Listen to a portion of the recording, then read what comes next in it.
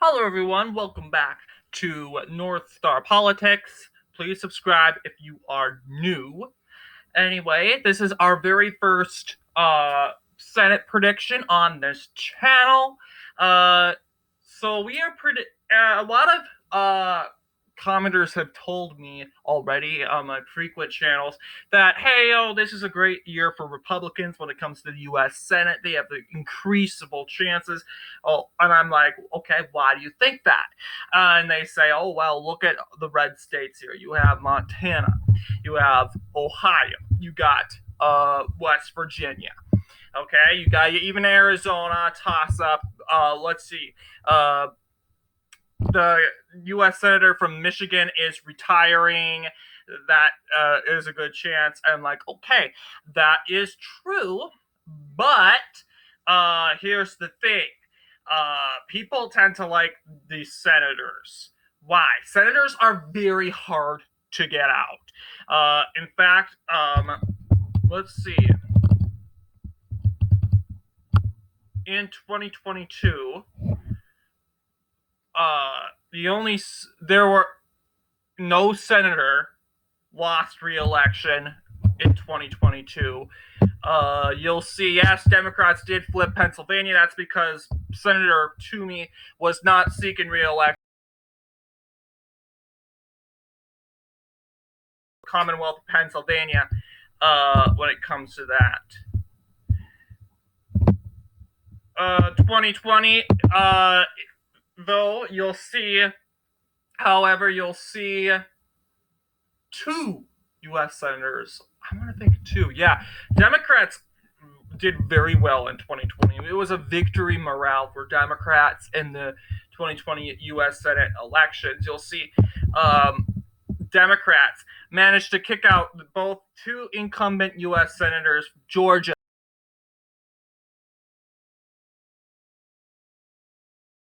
and that other lady. But yeah, the two incumbents were kicked out in there.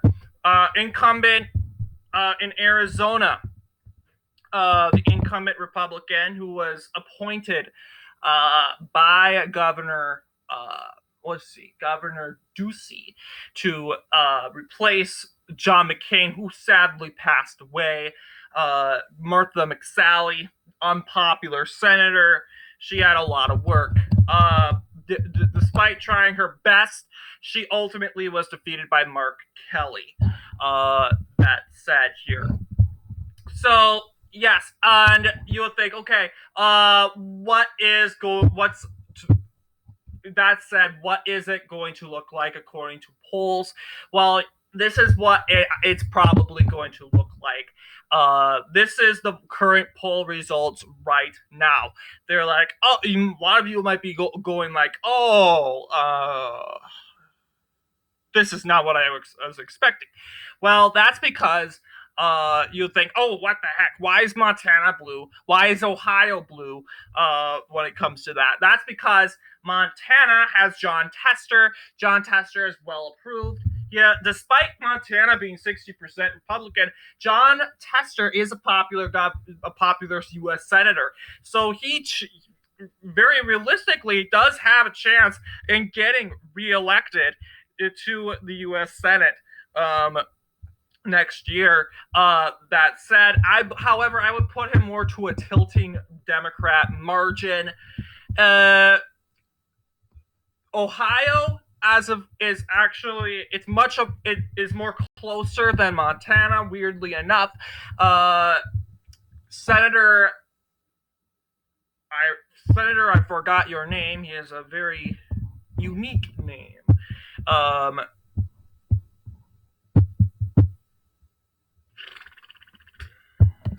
oh,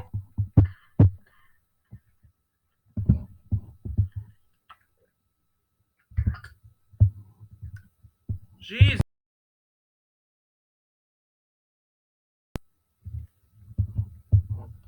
Yes, my computer is slow, but yeah, this governor is too very popular in the state of Ohio. However, Ohio increasingly getting more conservative. Well, It's libertarian. 2023 ballot measure showed that, yeah, there is a lot of liberal crowds in Ohio, especially in Cleveland and Columbus. However, more of the, and so I think realistically, libertarians are probably going to be the ultimate deciders of the Ohio election. If they approve of the Ohio U.S. senator from Ohio who is seeking reelection, or not. Ultimately, right now, he is in the lead by a couple polls haven't been taken. According to this,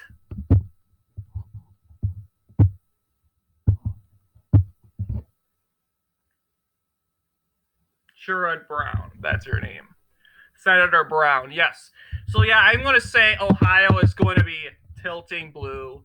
Working our way down, Pennsylvania. I had Pennsylvania as a light blue, simply because, yeah, sure, the U.S. senator from Pennsylvania, Senator Bob Casey Jr., pretty popular, as you'll see in his performance in the 2018 election. He managed to win 55% of the popular vote. That is a very good margin when it comes to that. However, I do think he does realistically have a good chance of that too. But if Republicans go ahead and select the best candidate, Doug Mastriano is not running, thankfully, because he would absolutely destroy the election for Republicans in Pennsylvania.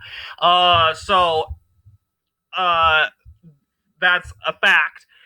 So realistically, I put Pennsylvania more to a leaning. And typically, what we've seen from U.S. senators, your support of votes continues to decline as you get reelected until you get to like a under 5-point margin. You would should think about retiring because your popularity, people are getting sick of hearing your name over and over. And that's true. It sounds a little mean, but that's the truth. In the state of state of Virginia, Tim Kaine, yeah, he is popular governor, senator. Some people say, oh, he's going to win solid margin. Well, I think he's most likely going to be a solid, likely Democrat. I mean, Pennsylvania is not as liberal as many Democrats and many Americans make it seem. And 2021 really projected it. I think the race would be pretty more closer if Glenn Youngkin had declared his run in the Virginia election, and I encourage him to do so. That's increasing GOP chances winning the state of Virginia here. Florida, Rick Scott, I think it's going to be more of a likely. He's less unpopular than Ron DeSantis and Marco Rubio, according to my logic here. Michigan has been trending liberal lately. Looking at the state of Michigan as of right now, Debbie Stabenow is retiring. Elisa Slotkin is the highly favored to win this election.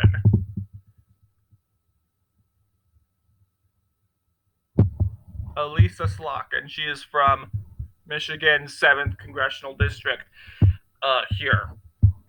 And having declared her run. Tammy Baldwin did very well in Wisconsin. However, her support is going to be more leaning. Also, seeing that Michigan's more leaning also, that's how I think it would work. Ted Cruz, we saw Ted Cruz get won by a margin of 2 points.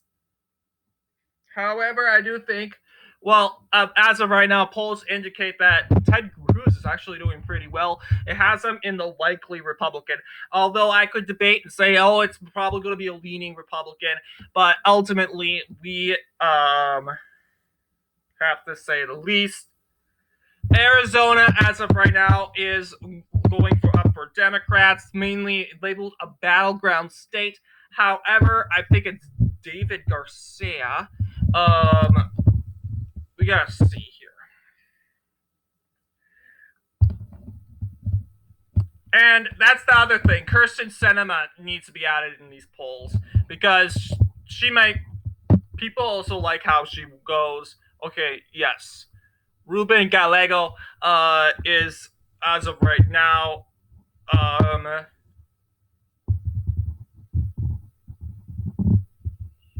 He has Democrats have a good chance in winning this as of right now. This is Kari Lake polls indicating that Gallego would perform better, even against Doug Ducey, too. Also, like Masters. In these polls are also including Sinema, who is more left wing, and you would think logically, but these are Sinema is taking votes away from Democrats. Yeah, sure, but then again, it's more depending on the energy that Republican Kari Lake or Mark Lamb and Blake Masters is going to put in the said campaign. So that's that. Nevada is going to be leaning Democrat here. And I think that's it for our prediction. You'll see Jackie Rawson is seeking re-election as of right now against, you get candidates like Sam Brown, U.S. diplomat. He might actually be a very good one. I'm encouraging Republicans to go for him, Gunter, because he is, once again, big position. U.S. ambassador to Iceland. Big position.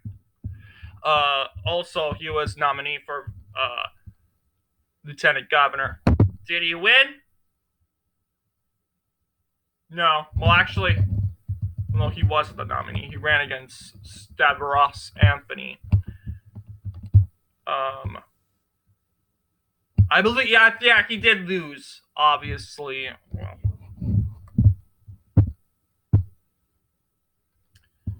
I might be reading that long. So this is our prediction.